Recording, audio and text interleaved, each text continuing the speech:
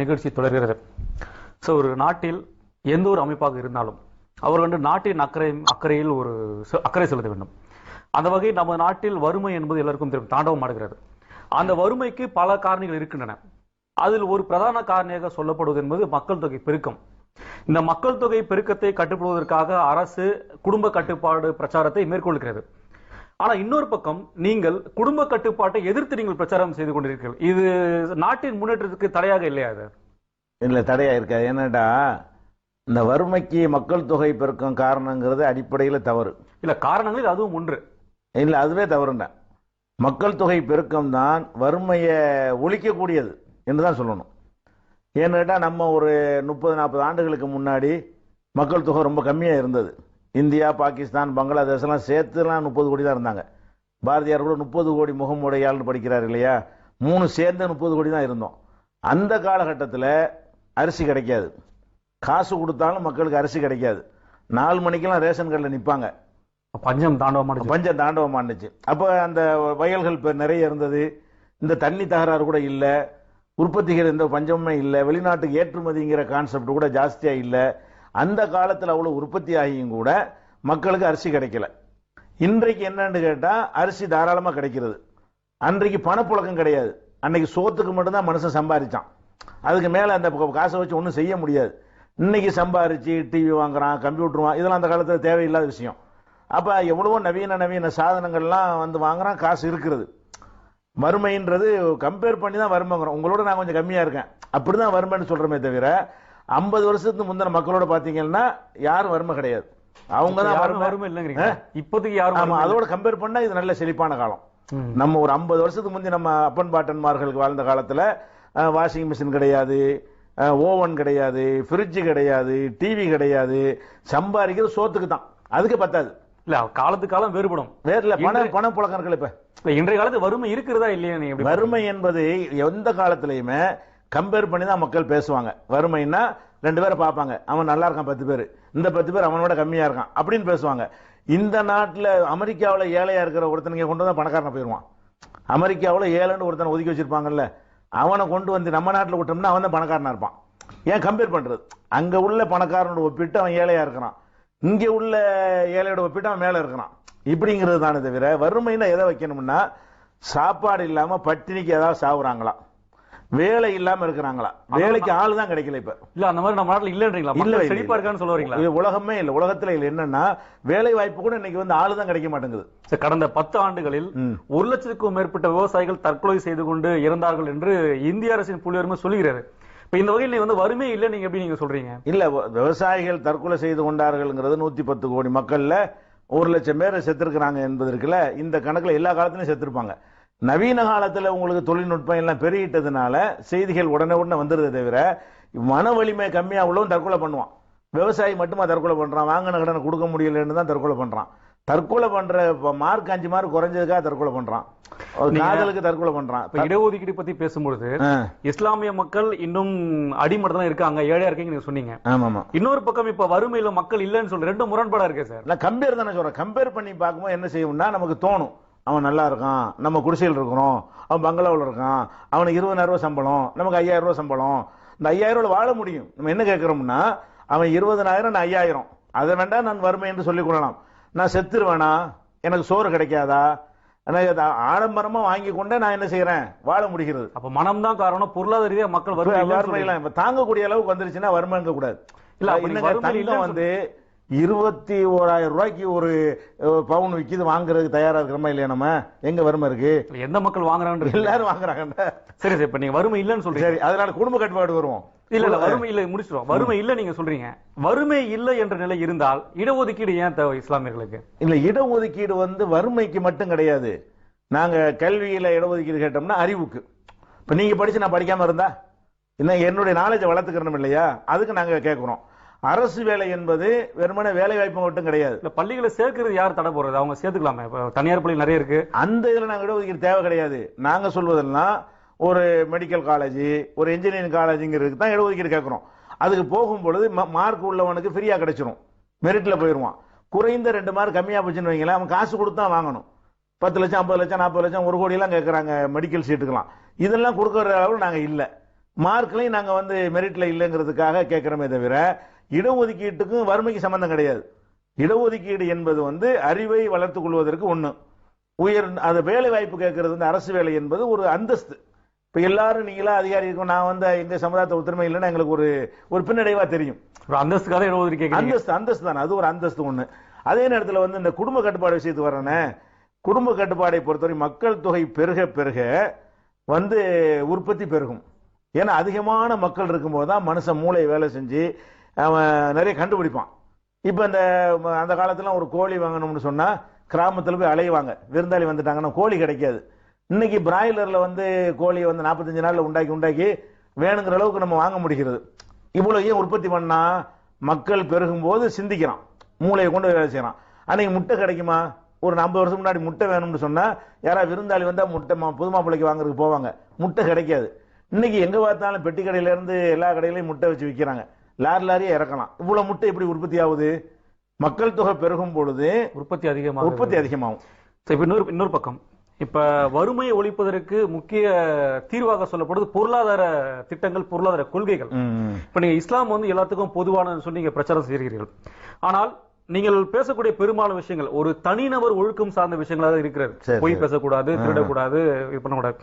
இது போன்ற விஷயங்களை இஸ்லாம் கற்பிக்கிறத தவிர ஒரு நாட்டின் முன்னேற்றத்திற்கு வழிநடத்தக்கூடிய பொருளாதார திட்டங்களை இஸ்லாம் சொல்லியிருக்கு.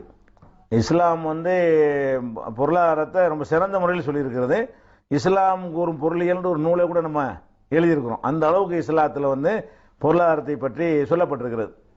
பொருளாதாரத்தை பத்தி இஸ்லாம் என்ன சொல்லுதுன்னு கேட்டா, பொருளாதாரம் தான் வாழ்க்கைன்னு நினைக்கிறாங்கல்ல, அந்த கான்செப்ட் தவறுன்னு சொல்லுகிறது.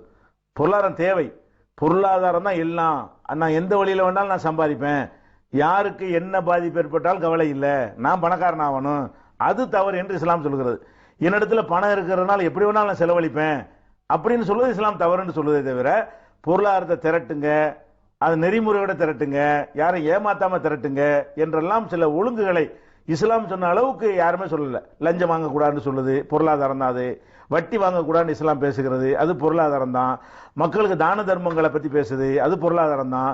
ஒருத்தர் செத்துட்டாருன்னா அவருடைய சொத்துக்களை எப்படி பங்கு வைக்கணும் என்பது கூட அதுவும் பொருளாதாரம் சம்பந்தப்பட்ட விஷயமா தான் இருக்கிறது. நாட்டின் பொருளாதாரம் இப்ப குறிப்பாக பொருளாதாரத்தில் பிரிவுகள் இருக்கின்றன. சிலர் முதலாளித்துவ பொருளாதாரம் என்று பொருளாதார வல்லுநர்கள் சொல்வார்கள். இன்னொரு பக்கம் பொது உடைமை பொருளாதார கொள்கை, இன்னொரு பக்கம் இது இரண்டையும் இணைத்துக் கொண்டு மிக்சட் எக்கனாமி, ஒரு கலப்பு பொருளாதாரம் என்று சொல்வார்கள். இந்த வகையில் இஸ்லாம் என்பது ஒரு சோசியலிச பொருளாதாரத்தை முன்மொழிகிறதா அல்லது முதலாளித்துவ பொருளாதாரத்தை முன்மொழிகிறதா? இதுக்கு மாற்றாக வேற என்ன பொருளாதாரத்தை முன்மொழிகிறது? இஸ்லாம் வந்து இப்ப நான் சொன்ன தனி நபருடைய பொருளாதாரம், அரசாங்க ரீதியாக இஸ்லாம் சொல்லக்கூடிய பொருளாதாரம் என்னன்னு கேட்டா, செல்வந்தர்களிடமிருந்து அவங்களுடைய சொத்துக்கு தகுந்தவாறு 2.5% கம்பல்சரியா கவர்மெண்ட் வாங்கும். ஜக்காத்துங்கிறோம் நாங்க, அதான் டாக்ஸ்னு சொல்றாங்க. அதான் டாக்ஸ்ங்கிறாங்க. ஜக்காத்துங்கிறது வந்து டாக்ஸ்ல வராது. இஸ்லாமிய அரசாங்கமா இருந்தா கம்பல்சரி அதை வாங்கிக்கணும். இப்ப நாங்களா விரும்பி கொடுக்குறோம், இஸ்லாமிய அரசாங்கம் இல்லாததுனால நாங்களா விரும்பி ஏழைகளுக்கு கொடுத்துறோம். ஆனா ஒரு இஸ்லாமிய அரசு இருக்குமே ஆனால் அதனுடைய எல்லா தேவைகளுமே இந்த ஜக்காத் என்கிற நிதியில இருந்து தான் செலவழிக்கப்படும்.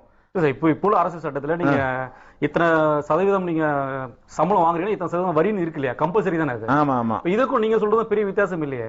எப்படி? இப்ப இல்ல வித்தியாசம் இருக்கு. என்ன இருக்குடா, நாம என்ன சொல்றோம்னு கேட்டா, அதிகபட்சமே இஸ்லாத்துல சொல்லக்கூடியது 2.5% தான். புதையல் எடுத்தாங்கன்னு சொன்னா 20% கொடுக்கணும். புதையலா ஒருத்தனுக்கு கிடைச்சுன்னு சொன்னா அது 20% கவர்மெண்ட்ல எடுத்துக்கணும், 80% எடுத்தவங்க கொடுத்தணும் இருக்குது. பாக்கி எல்லாம் 2 தான். இப்ப நம்ம நாட்டில் எப்படி வச்சுக்கிறாங்கன்னு கேட்டா 60% 50% வரி போடுறாங்க. உங்களுக்கு 5 லட்ச ரூபா வந்துச்சுன்னா 2 லட்ச ரூபாய் வரி கட்ட சொல்றாங்க. இது எந்த ஒரு மனிதனாலையும் இயலாது. எந்த ஒரு மனிதன் நானே கட்டணும் கட்ட மாட்டேன், வழங்குதா? இப்ப நிதி அமைச்சரா இருக்கிறார், அவரே ஒரு சாதாரண குடிமகனா இருந்தா அவர் கட்ட மாட்டார். அவருடைய 50 லட்ச ரூபாய்க்கு 40 லட்ச ரூபாய் கொண்டு வரி கட்டுனா எப்படி கட்டுவார்? மனசு எப்படி வரும்? கஷ்டப்பட்டு வரி என்பது வந்து அவனை பாதிக்காத வகையிலையும் பெரிய அளவில் அவனை வந்து மன உறுத்தலுக்கு உள்ளாக்காத வகையிலும் இருக்கணும். அதுக்கு இந்த 2.5ங்கிற சின்ன சதவிகிதம் செஞ்சாலும் எல்லாரும் கட்டிடுவாங்க. இப்ப எவன் 40% கட்டுறான்? அரசு ஊழியர்கள்ட்ட மட்டும்தான் கம்பல்சரியா பிடிச்சிக்கிறாங்க, மற்ற ஊழியர்கள்லாம் யாரும் கட்டுறது கிடையாது. தனியார்ட்டையும் நிர்ணயிக்கப்பட்ட சம்பளமா இருந்தால் பிடிச்சிக்கிறாங்க. முதலாளிகள்லாம் எப்படி கட்டுவான்? ஒரு தொழில் அதிபர்லாம் எப்படி கட்டுவான்? அவன் காட்டுறதான் கணக்கு.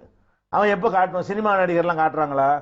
கருப்பு பணம் பொருளக்கூடிய இடங்கள்லாம் இவங்க சொல்ற அளவுக்கு பணங்கள் வந்து வரி கட்டவா செய்யறாங்க, கட்ட மாட்டாங்க. அப்ப வரி என்பது வந்து இவங்களும் வாங்குறாங்க. இஸ்லாம் என்ன சொல்லுதுன்னா ஒரு ரீசனபிளான ஒரு வரியை வாங்க எல்லாரும் கொடுப்பான். 2.5% சொல்றது யாருக்கும் பாதிக்காது. அவ்வளவு வெயிட் பண்ணி ஆயிரும். அந்த பணத்தை வச்சு நம்ம என்ன வேணாலும் செய்யலாம். பணம் வெளியே வரும், வெளியே வரமாட்டேங்குது. இப்ப பணம் வந்து நிறைய வெளியே வந்துச்சுன்னு சொன்னா நிறைய முன்னேற்றங்கள் ஏற்படும், பணப்புழக்கம் அதிகமாக ஏற்படும். அதுக்கெல்லாம் வந்து இந்த வரி முறை வந்து கொடூரமான வரியா இருக்கிறது. சேவை வரிங்கிறான். அதுக்கெல்லாம் சேவைக்கு ஏன் வரி போடணும்? நீங்க உட்கார்ந்து இப்ப பேசணும், இதுக்கு வரி. நம்ம ரெண்டு பேரும் பேசிக்கிட்டு இருக்கிறோம்னா இதுக்கு வரி போடுற அளவுல ஒரு நிலைமை இருக்கிறது. அப்ப இந்த மாதிரி எல்லாம் இல்லாம சொத்துக்கு வருமானத்துக்கு மட்டும் வரி போடணும் என்பதுதான் இஸ்லாத்தினுடைய ஒரே பொருளாதார குழு. அதுவே போதும். இப்ப உலகமே வந்து இன்று வந்து அறிவியல் ரீதியாக அந்த டார்வினின் பரிணாமக்குள்ள ஏற்றுக்கொண்டுள்ளது. அதாவது இன்றும் கூட ஆராய்ச்சியில் சில நிறுவனங்கள் நிரூபிக்கப்பட்டுள்ளன. இன்றைய சூழலில் இன்றும் நீங்கள் டார்வின் தத்துவத்தை எதிர்த்தும் பரிணாம கொள்கை எதிர்த்தும் நீங்க பேசுறீங்க. இது வந்து இஸ்லாமிய மக்களை அறிவியல் தெரிந்து கொள்வதிலிருந்து அவங்களை தவிர்த்துறதா? இது இல்ல, டார்வினை வந்து எதிர்க்கிறது தான் அன்னைக்கு அறிவியல். இப்ப டார்வின் அன்னைக்கு வந்து அவர் சொல்லும் பொழுது இப்ப உள்ள நவீன கண்டுபிடிப்புகள்லாம் வராத ஒரு காலம். ஊகமா தான் இதையும் சொல்ல முடியும். மனிதன் எப்படி இப்ப உண்டானான் என்பதை வந்து ஊகமா சொல்லும் பொழுது சில ஒற்றுமையை பார்க்கிறாரு. குரங்குக்கும் மனுஷனுக்குள்ள ஒற்றுமை, கழுதைக்கும் குதிரைக்கும் உள்ள சில ஒற்றுமையெல்லாம் பார்த்துட்டு ஓ இதுல இருந்து அடுத்த ஸ்டேஜ் ஆயிருக்குமோ அப்படின்னு ஊகிச்சது வந்து ஒரு அனுமானம். அன்னைக்கு அனுமானத்தை கொண்டுதான் முடிவெடுக்க முடியும். அதனால டார்வினுடைய கொள்கையை சரின்னு சொன்னாங்க. இல்ல, ஆராய்ச்சி நிரூபிக்கல. அதாவது டார்வின் கொள்கை என்பது ஆராய்ச்சி என்று சொன்னால் இப்ப வந்து மனிதன் குரங்கு தான் நமக்கு முந்தின ஸ்டேஜ். அதாவது குரங்குங்கிற மனித குரங்குங்கிறாங்க இல்லையா, அது அடுத்த ஸ்டேஜ் மனுஷன்ங்கிறாங்க. இல்ல, மனிதனும் குரங்கும் ஒரு மூதாதையர்கள் வந்தார்கள் அப்படிதான் டார்வின் சொல்றாரு. டார்வின் சொல்றாரு குரங்குல இருந்து வந்தான்னு சொல்லல. அதாவது குரங்குடைய பரிணாம வளர்ச்சி தானே. அவர் என்ன சொல்றாருன்னா பரிணாம வளர்ச்சி அவர் சொல்லல. அதாவது மனிதனும் குரங்கும் ஒரு மூதாதையர்கள் வந்தார்கள் தான் டார்வின் சொல்றாரு. அப்படின்னா பரிணாமம் வராது இது. அப்படி சொன்னார். அப்படி சொல்லல. அறிவியல் அமீபாலன் தான் பல உயிரினங்கள் வருது. அதுக்கு பிறகு பரிணாம வளர்ச்சி வருதுங்கிற இல்ல. நான் என்ன சொன்னேன், ஒரு மூதாதையர்ல இருந்து மனிதனும் குரங்கும் வந்தால் அவங்களுக்கு மத்தியில் நிறைய ஒற்றுமைகள் இருக்கணும்ல. நீங்க மனிதன் குரங்கு ஒற்றுமை இல்ல அப்படிங்கிறீங்களா? நிறைய வேறுபாடு இருக்கிறது. அதாவது மனித ரத்தத்துக்கும் குரங்கு ரத்தத்துக்கும் குரூப் நான் சொல்லல, மனித ரத்தத்துக்கும் குரங்கு ரத்தத்துக்கும் அதிகமான வேறுபாடுகள் இருக்கிறது. அப்ப மனிதனுடைய இதயம் செயல்படுது இல்லையா, நம்ம அதுல இருந்து ஒன்னா வந்திருந்தோம்னா இதுக்கு நெருக்கமா அந்த இதயம் இருக்கணும். அப்படி இருக்கான்லாம் ஆய்வு பண்ணாங்க, எடுத்து பார்த்தாங்க. உலகத்துல வந்து எந்த பிராணியுடைய இதயமும் மனுஷன் இதயத்துக்கு நெருக்கமா இல்ல, பன்றியை தவிர. இப்ப நம்ம இதயத்தையும் பன்றி இதயத்தையும் எடுத்துக்கிட்டோம்னு சொன்னா ஒரு 90% ஒத்து போகுது. குரங்குக்கு நமக்கு 5% கூட ஒத்து போகல. அப்ப அதிலிருந்து நம்ம வந்திருந்தோம் என்று சொன்னால் அதுக்கு நெருக்கமான இதயம் நமக்கு இருக்கணுமா இல்லையா? அதுக்கு அறிவியல் ஒற்றுமை இல்ல அப்படிங்களா? இல்ல. அது மாதிரி இப்ப இதை கண்டுபிடிச்சாங்க இல்லையா, அதாவது ஜீனோம்ங்கிற ஒரு ஆய்வு மேற்கொண்டு பண்ணி மரபணுவை கண்டுபிடிச்சாங்க. அப்ப அதை ஆய்வு பண்ணையில என்ன முடிக்கிறாங்கன்னு கேட்டா, உலகத்தில் உள்ள எல்லாருமே ஒரு ஆப்பிரிக்க தாயிலிருந்து வந்தவர்கள் அப்படின்னு கண்டுபிடிக்கிறாங்க. ஒரு தாயிலிருந்து தான் பிறந்தாங்க. டார்வினுடைய சித்தாந்த பிரகாரம் ஒரு குரங்குல இருந்து எல்லாரும் வந்ததா அவர் சொல்லல. அப்படி சொல்லல. ஆனா இந்த இப்ப என்ன கண்டுபிடிச்சிருக்காங்கன்னா, ஒரே ஒரு தாயிலிருந்து அனைவரும் வந்திருக்கிறார்கள் அப்படின்னு இப்ப கண்டுபிடிக்கிறாங்க, ஜீனோம் ரகசியத்தை கண்டுபிடித்த பிறகு. அப்ப இது வந்து டார்வினுடைய கொள்கை தவறுங்கிறது என்ன செய்கிறது, நிரூபிக்கிறது. அதாவது டார்வின் காலத்திலும் அதற்கு முந்தைய காலத்திலும் இந்த பரிணாம வளர்ச்சி கொள்கையாக இருக்கட்டும், இந்த ஜியோ சென்ட்ரிக் போன்ற விஷயங்களாக இருக்கட்டும், அறிவியலாளரை கடுமையாக எதிர்த்த கிறிஸ்தவ மத குருமார்கள் இருந்தாங்க அந்த காலத்துல. ஆனால் சில ஆண்டுகளுக்கு முன்பு போப்பாண்டர் கூட டார்வின் பரிணாம கொள்கையை நாங்கள் ஆதரிக்கும் சொல்லி அறிக்கை விட்டிருக்காங்க. சரி. அப்ப உலக அளவில் அறிவியல் தெரிந்த பாதிரிமார்கள் ஏற்றுக்கொள்ளும் போது கூட இன்றும் நீங்கள் அந்த பரிணாம வளர்ச்சி எதிர்ப்பது என்பது அறிவியலுக்கு புறமானதா இல்லையா? இல்ல, பரிணாமம் தான் அறிவியலுக்கு புறமுங்கிறோம். பரிணாம வளர்ச்சி இல்ல அப்படிங்கிறீங்களா? ஆமா, பரிணாம வளர்ச்சி என்பது ஒவ்வொரு படைப்பும் அது தனித்தனியாக தான் படைக்கப்படுகிறதே தவிர, இப்ப நம்ம மனிதன் இருக்கிறான். மனிதன் நமக்கு தெரிஞ்ச வரலாற்றில் எடுத்துக்கொண்டால் கூட 5000 ஆண்டுகளாக வரலாறே அவனுக்கு இருக்கிறது மனிதனுக்கு. இவன் ஏன் 5000 வருஷத்துல ஏன் பரிணாமம் அடையல? இல்ல, இன்னும் சில ஆய்வுகள்ல வந்து பரிணாம வளர்ச்சிக்கான ஆதாரங்களை சொல்லியிருக்காங்க. உண்மை ஆதாரம் இல்ல, என்ன ஊகம் அதெல்லாம். இப்ப வால் ஆரம்பத்தில் இருந்திருக்கும் மனிதனுக்கு. வால் என்று சுருங்கி குடல் வால் என்று இருக்கிறது இல்லையா, அது ஒரு பரிணாம வளர்ச்சி தானே? இல்ல, அது பரிணாம வளர்ச்சி சொல்ல முடியாது. சரி, இப்ப இன்னொரு விஷயத்துக்கு போங்க சார். இப்ப நீங்க படைப்பை பத்தி நீங்க சொன்னீங்க. இப்ப